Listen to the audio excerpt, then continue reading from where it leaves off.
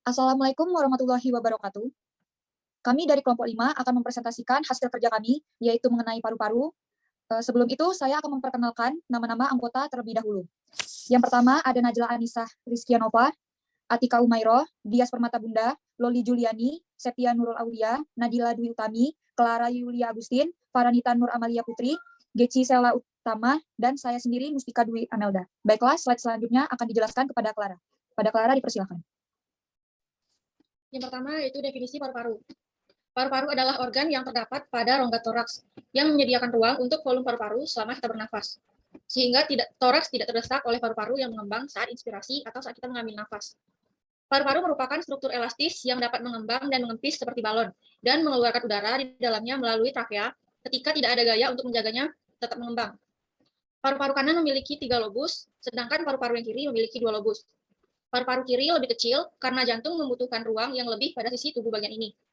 Lapisan di sekitar paru-paru disebut dengan pleura, yaitu membantu melindungi paru-paru dan memungkinkan mereka untuk bergerak saat bernapas. Batang tenggorokan atau trakea itu membawa udara ke dalam paru-paru. Trakea terbagi ke dalam tabung yang disebut bronkus. Kemudian terbagi lagi menjadi cabang kecil yang disebut bronkiol. Pada akhir-akhir cabang kecil inilah terdapat kantung yang disebut alveoli. Meski berjumlah sepasang, paru-paru kanan dan kiri memiliki ciri yang berbeda. Contohnya paru-paru kiri orang dewasa, yaitu umumnya berbobot sekitar 325 atau 550 gram. Sementara yang bagian kanan memiliki berat sekitar 375 sampai 600 gram. Lalu paru-paru kanan memiliki 3 lobus dan paru-paru bagian kiri memiliki 2 lobus.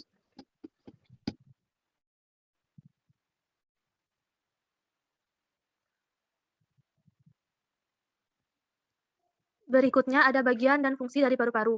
Yang pertama ada pleura. Pleura adalah membran atau selaput tipis berlapis ganda yang melapisi paru-paru. Lapisan ini mengeluarkan cairan atau pleura fluid yang disebut dengan cairan sereus. Fungsinya untuk melumasi bagian dalam rongga paru agar tidak mengiritasi paru saat mengembang dan berkontraksi saat bernapas. Yang kedua ada bronkus. Bronkus adalah cabang batang tenggorokan yang terletak setelah tenggorokan atau trakea. Sebelum paru-paru, bronkus merupakan saluran udara yang berfungsi memastikan udara masuk dengan baik dari trakea ke alveolus. Selain itu, bronkus juga berfungsi mencegah infeksi. Yang ketiga ada bronkiolus. Bronkiolus adalah cabang terkecil dari bronkus yang tidak memiliki kelenjar atau tulang rawan.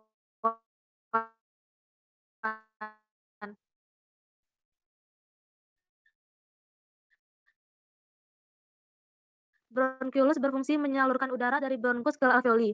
Selain itu juga berfungsi untuk mengontrol langsung. Alveoli berfungsi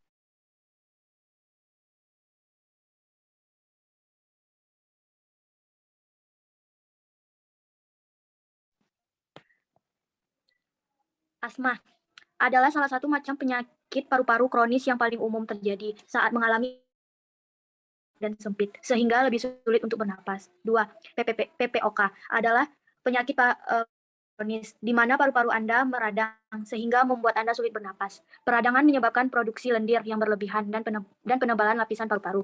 Yang ketiga, interstitial lung disease atau penyakit paru interstisial mencakup lebih dari 200 jenis gangguan paru. Beberapa contohnya yakni sarkoidosis, fibrosis paru idiopatik, histiocytosis sel, Langerhans, dan yang terakhir bronchiolitis obliterans.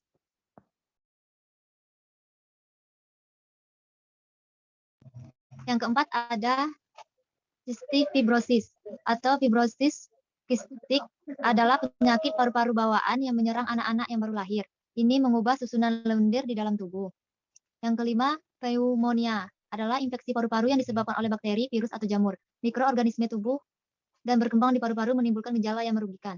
Yang keenam, hipertensi pulmonal adalah tekanan darah tinggi di paru-paru, tidak seperti tekanan darah tinggi biasanya, yang mempengaruhi semua pembuluh darah di tubuh. Hipertensi pulmonal hanya mempengaruhi pembuluh darah di antara jantung dan paru-paru.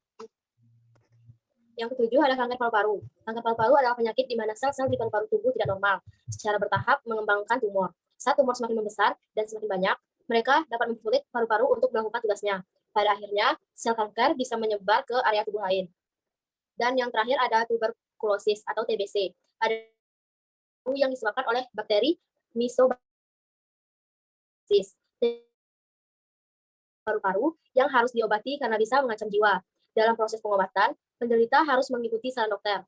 Pengobatan yang tidak tuntas bisa menyebabkan penderita menjadi resisten obat.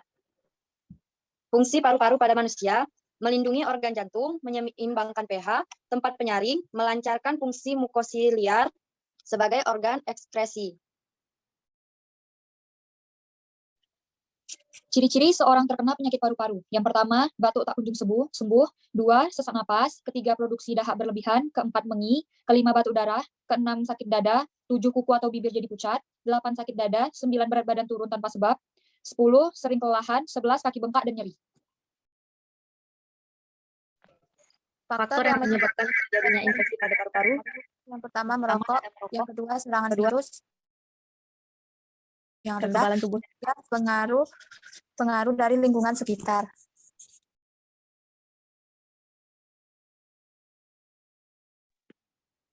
Gejala infeksi paru-paru seperti sesak napas, 2, batuk berdahak dengan dahak berwarna coklat atau kehijauan, 3, demam sampai menggigil dan badan terasa nyeri, 4, bibir kebiruan, 5, sakit perut dan sakit kepala, 6, nafsu makan menurun, 7, muntah, diare, dan lesu.